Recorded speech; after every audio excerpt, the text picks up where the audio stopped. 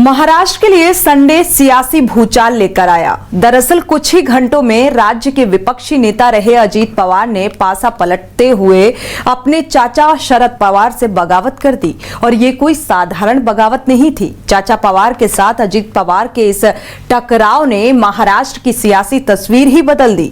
अजीत पवार पहले तो नेता प्रतिपक्ष होने के नाते अपने घर में एनसीपी विधायकों की मीटिंग कर रहे थे और इस मीटिंग में सियासी घटनाक्रम कुछ ऐसा हुआ कि अजीत पवार वहां से सीधे राजभवन पहुंच गए। अजीत पवार के साथ 18 विधायक भी थे और अभी लोग कुछ कयास ही लगा ही रहे थे कि खबर आई कि अजीत पवार महाराष्ट्र की एकनाथ शिंदे सरकार में डिप्टी मंत्री बनेंगे। कुछ ही देर में महाराष्ट्र की सियासी तस्वीर बदल गई। देखिए ये पूरी रिपोर्ट। पवार में कितना पावर, अजीत पवार के गेम से महाराष्ट्र में भारी उलटफेर। अजीत पवार को मिला 8 विधायकों का साथ। बदल गए सियासी समीकरण, 24 का रोचक होगा रण। चाचा को दी पटखनी, अंदर खाने बात बनी। राजनीति के रंग बड़े अजीब हैं। दरअसल महाराष्ट्र विधानसभा में विपक्ष का नेता रहे राष्ट्रवादी कांग्रेस पार्टी के विधायक अजीत पवार ने कुछ दिन पहले विधानसभा में इस पद से मुक्त होने की इच्छा जाहिर की थी। शायद तब किसी को अंदाजा भी नहीं था कि अजीत पवार के मन में क्या चल रहा है। आखिर रविवार को अजीत पवार का मकसद सामने आ गया। अजीत ने अपने समर्थक विधायकों की बैठक बुलाई और इसके बाद राजभवन पहुंचे, डिप्टी सीएम पद की शपथ ले ली। अजीत पवार के इस कदम से महाराष्ट्र सरकार और विधानसभा की तस्वीर बदल गई है। सुबह में जो अजीत पवार विधानसभा में विपक्ष के नेता थे, वो डिप्टी सीएम बन गए। हम आपको बता दें कि इस पूरे घटनाक्रम की जड़ें गहरी हैं। अजीत पवार के एनसीपी छोड़ बीजेपी में शामिल होने की भी चर्चा पहले से ही थी, लेकिन उन्होंने ये साफ किया था कि वे अंतिम दम तक एनसीपी में ही रहेंगे। ऐसे में सवाल ये है कि ऐसा क्या हुआ कि अजीत ने अपने चाचा शरद पवार के खिलाफ बगावत का बिगुल फूंक दिया। महाराष्ट्र का सियासी घटनाक्रम भले ही तेजी से बदला, लेकिन अजीत पवार का ये कदम कोई आनंद फानन में लिया गया फैसला नहीं है। शरद पवार की राजनीतिक विरासत के वारिस के रूप में देखे जा रहे अजीत पवार पिछले कुछ समय से पार्टी में ही एक तरह से अलग थलग पड़ते जा रहे थे। अजीत पवार और उनकी पत्नी सुनेत्रा प्रवर्तन निदेशालय की जांच के दायरे में भी थे। ईडी एमएससी बैंक घोटाले की जांच कर रही थी, जिसमें अजीत और उनकी पत्नी भी आरोपी थे। हालांकि ईडी ने इस मामले में 2 महीने पहले ही चार्जशीट दायर की थी, जिसमें अजीत और उनकी पत्नी का नाम नहीं था। इसके बाद अजीत और बीजेपी की करीबी के चर्चे आम हो गए।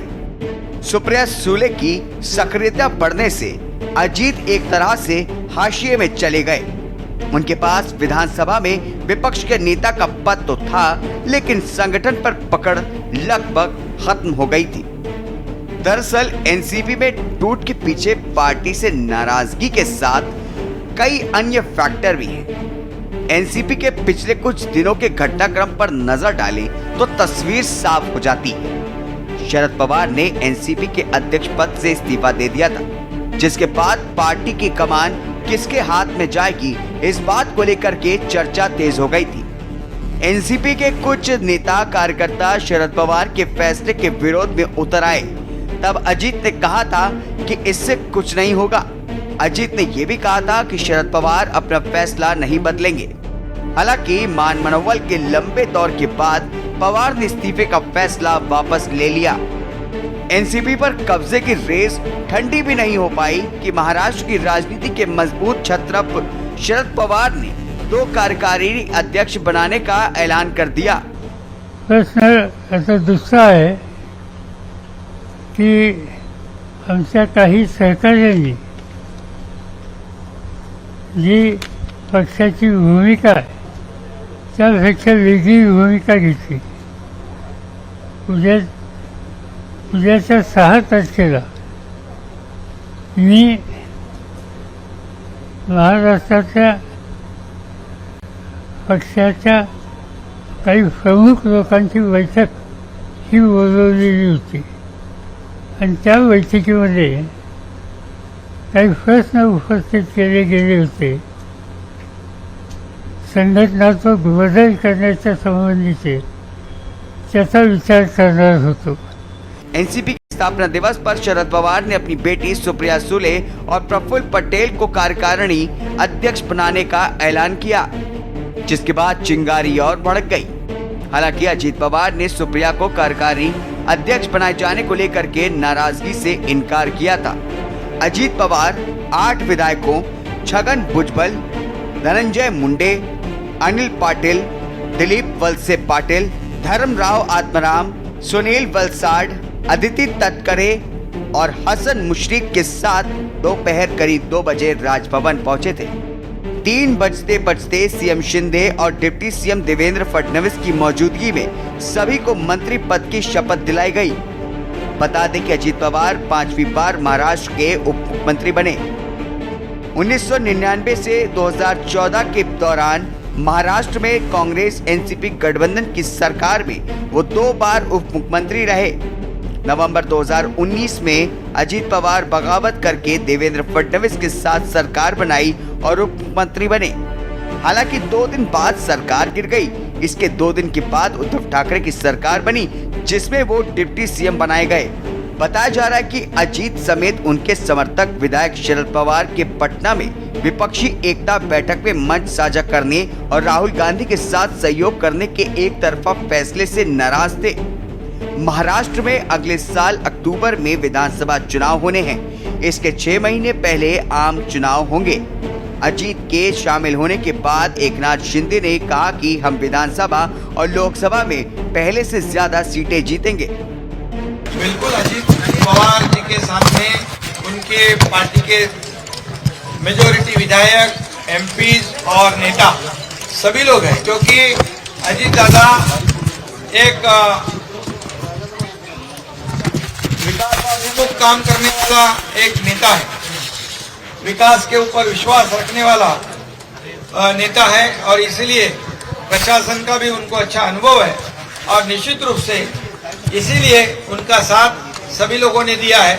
जब किसी कर्मठ नेता जो कार्यकर्ता जो दिन रात काम करता है उसको दबाया जाता है, साइडलाइन किया जाता है, तब ऐसी घटना होती है.